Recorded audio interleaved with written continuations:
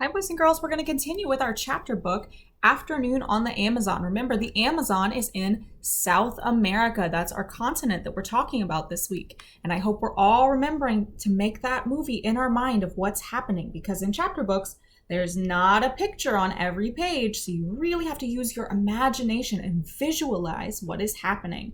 Also, I want you guys to be paying special attention because Miss Carson's going to have some questions and some activities for you guys to do based off of this book. So it's really important that you guys are paying attention and listening, and this is a really fun story.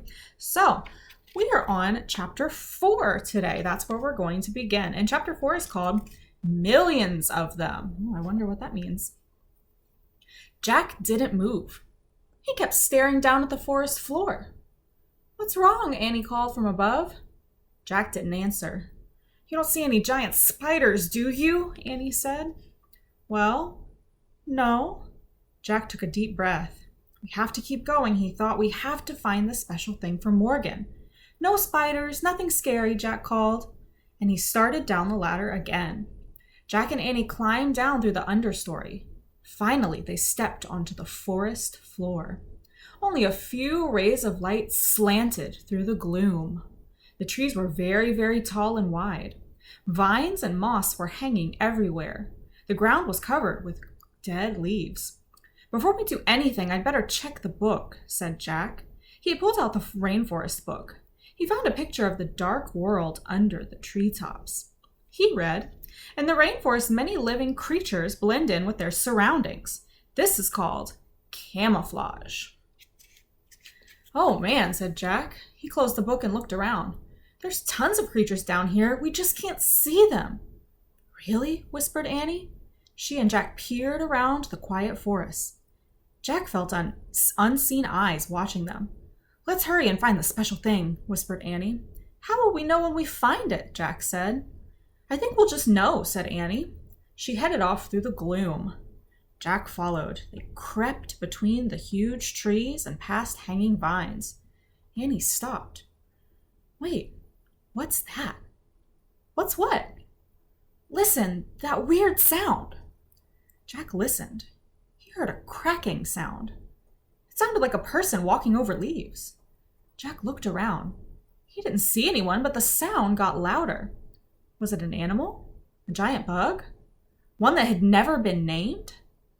Just then the silent forest came alive. Birds took off into the air, frogs hopped over the leaves, lizards ran up the tree trunks. The weird noise grew louder and louder. "Maybe the book explains it," said Jack. He opened the book. He found a picture of different animals running together. He read, "When animals hear a crackling sound, they flee in panic. The sound means that 30 million flesh-eating army ants are marching through the dead leaves."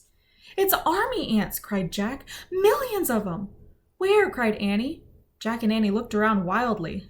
"There!" Annie pointed.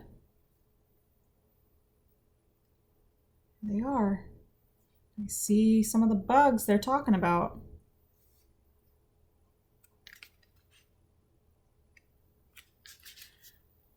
Army ants, millions and millions of them, were marching over the leaves.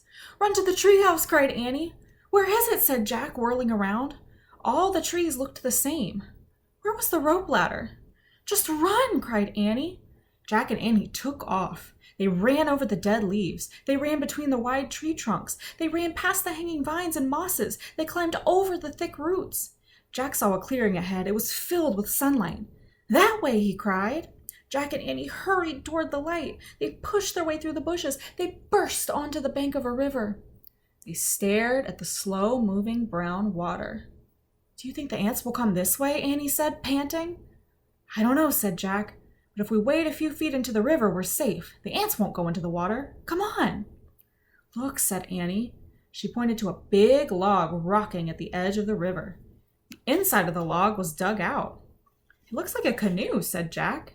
He listened to the crackling sound in the distance. "Let's get in it quick."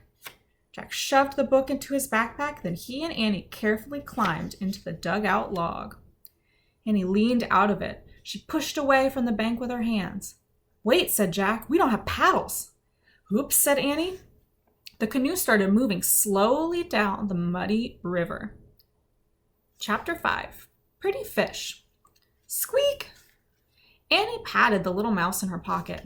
It's okay, Peanut. The ants can't get us in the river. We're safe, she said. Maybe safe from the ants, said Jack, but where is this canoe going? Jack and Annie stared at the river. Branches spread over the water, vines and mosses hung down from them. We'd better look this up, said Jack. He pulled the rainforest book out of his backpack and flipped through it. Soon he found a picture of a river. He read, "The Amazon River stretches over 4,000 miles from the mountains of Peru, across Brazil, to the Atlantic Ocean. The river basin contains over half of the rainforests in the world." Jack looked at Annie. "We're on the Amazon River," he said. "It's more than 4,000 miles long." "Wow," Annie whispered. She looked at the river. She trailed her hand through the water. "I have to make some notes," Jack said. He pulled out his notebook and he wrote, "The Amazon rainforest is—" "Jack, look at those pretty fish with the teeth," said Annie. "What?"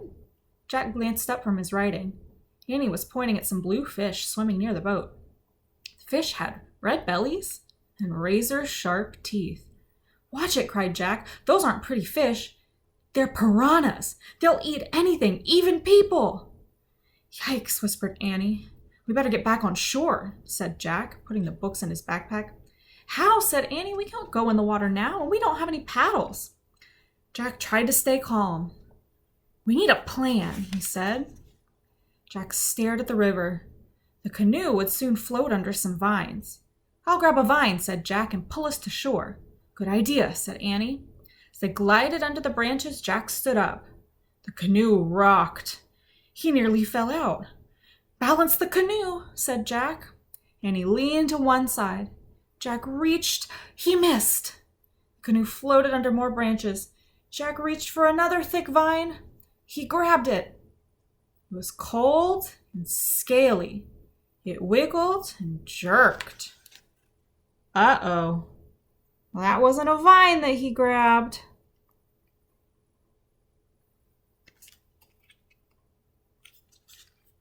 "Ah!" Jack screamed and fell back into the canoe. The vine was alive. It was a long green snake. The snake fell from the tree. It splashed into the water and swam away. "Oh, man," said Jack. He and Annie stared in horror at each other. "What now?" said Annie, making a face. "Well," Jack looked at the river. There were no vines up ahead, but there was a big branch floating on the water. "Grab that branch near you," said Jack. "Maybe we can use it for a paddle." The canoe floated closer to the branch. Annie reached for it. Suddenly, the branch rose into the air. It was a crocodile. "Help!" screamed Annie, and she fell back into the canoe. The crocodile opened and closed its huge, long jaws. Then it moved past the canoe and swam up the river. "Oh, man," whispered Jack. A screeching sound split the air. Jack and Annie jumped. "Help!" said Jack. He expected to see another terrible creature, but all he saw was a small brown monkey hanging by its tail from a tree. And that's where we're going to stop today.